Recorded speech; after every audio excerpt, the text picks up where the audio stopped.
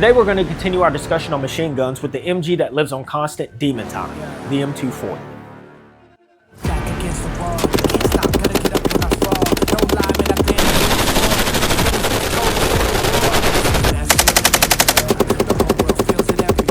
been Even if you've never heard of the 240s, you've most certainly seen its grandfather in action. The M60 gained worldwide recognition thanks in no small part to its involvement in various conflicts to include the Vietnam and Gulf Wars. And of course, we can't forget its extensive use in Hollywood. Now, due to its heavy and awkward design, the grunts of Vietnam began referring to the M60 as the pig. Now, in an effort to fix the shortcomings of the M60, a plan was put into place to design a replacement that was more accurate, easier to maintain, more durable, reliable, and lighter. Well, they got most of that right. For all the crap the M60 gets, at least it was lighter. Coming in at close to 28 pounds empty, the M240 Bravo is 5 pounds heavier than Grandpappy M60. Because that's exactly what troops are always complaining about. The crap they're carrying just isn't heavy enough. Now apparently Uncle Sam figured his boys could suck it up and hit the gym because what they got in exchange for all that weight was a machine gun dripping with main character energy.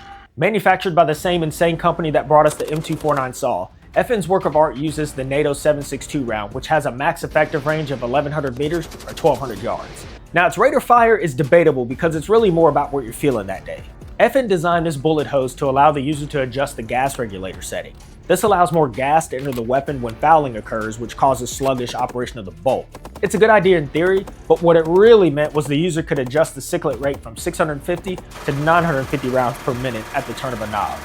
I feel like this was one of those nudge nug wink wink moments that the DoD was in on. Like, yeah, we're gonna install this gas regulating knob for weapon reliability purposes. You can't just come out and tell your boss that you want to install a knob that allows Specialist Joe Shammer over here to make the guys either dead, more dead, or they never even stood a chance. That said, Specialist Shammer isn't alone in his nefarious deeds because he always travels with his best buddy, the assistant gunner. His partner in crime assists the gunner in carrying the tripod, spare barrel, and all the extra ammo.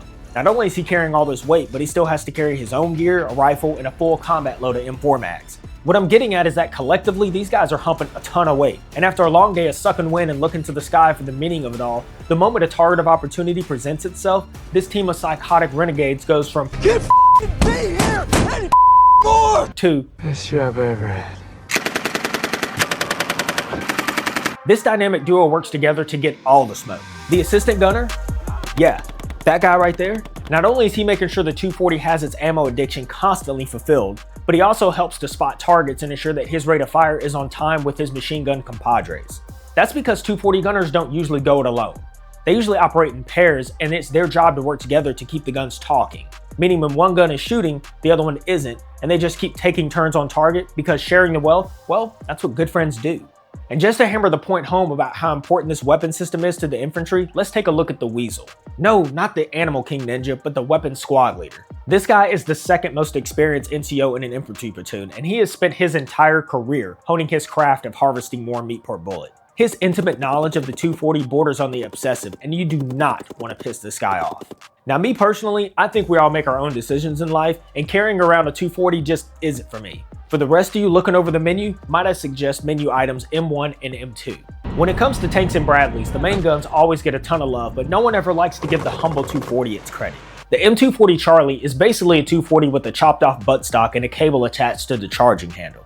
Now don't let its looks fool you, because inside of 800 meters, the 240 Charlie is the first choice for big armor to put down soft targets. But as much as I'd like to say the Army has M240 implementation on lock, unfortunately, that's just not the case. Because when it comes to making warm bodies cold again, no one can compete with the Marine Corps. The Marines treat the 240 like the final boss, a trump card, an option of first resort. In the hands of an average Marine, the 240 is already OP, but put it behind the trigger finger of some pissed off corporal, let's just say it hits different and leave it at that. Now, not to be outdone, the Navy knows how to get down and party with the 240 as well. Since we all know the Navy is low-key bougie, they can't just put it on a tripod and call it a day. No sir, because when poor decisions require accurate aquatic ammunition on target, SWCC boat crews choose violence every time. If you got SWCC involved, it's not even option number 2 with these guys. What I'm trying to say is that when you see a boat full of froggy sogmen power sliding a friggin' boat while simultaneously going full send on literal crates of 7.62, you might want to get your popcorn ready because you're about to see some of the most gangster shit you've ever seen in your life. Ladies and gentlemen, it has come to my attention that I may have been a little quick on the trigger when declaring SWCC as the king of 240 reckless activity. No, when it comes to being a certified problem with the 240, no one touches the man, the myth, the legend, the door gunner. There are two types of people in this world. People who want to be a door gunner and people who pretend they don't want to be one. I don't care how liberal your beliefs are, when you see a sky flap go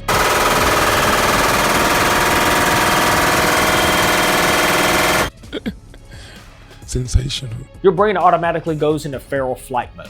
We've literally been strapping guns to planes since the dawn of aviation pioneering.